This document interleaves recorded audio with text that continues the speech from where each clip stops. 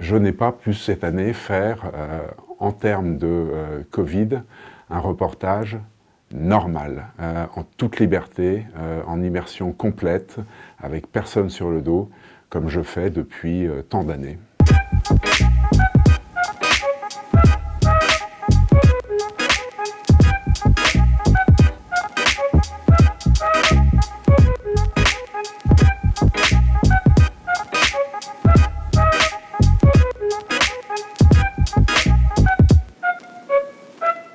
Pendant tout cet épisode, la plupart des grandes instances de l'hôpital public, la Fédération hospitalière de France, les conférences des directeurs généraux de CHU, des directeurs de CH, des commissions médicales d'établissement, ont très clairement, par écrit, demandé au point de ne pas faire cette année d'édition 2020, de classement 2020.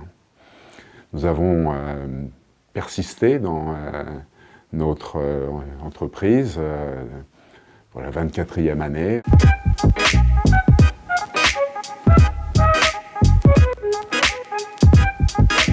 Le classement est basé sur des données hospitalières il y a 2 ans, plus des données du questionnaire portant sur l'année 2019 et le début 2020.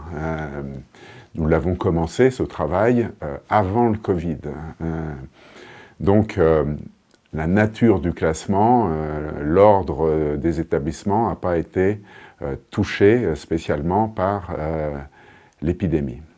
En revanche, on a commencé notre travail en février, on l'a interrompu en mars, avril, mai. Nous avons consacré tout notre travail à ce moment-là à suivre l'actualité du Covid.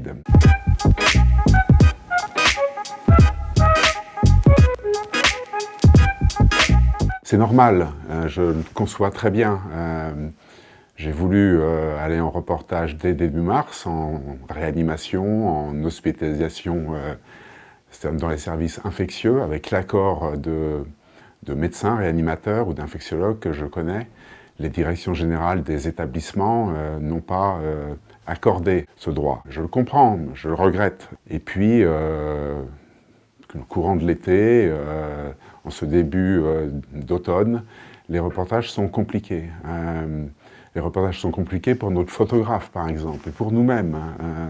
On ne voit pas les gens, et c'est bien normal, ils sont masqués. Il faut qu'ils soient masqués, bien entendu, mais ça change tout.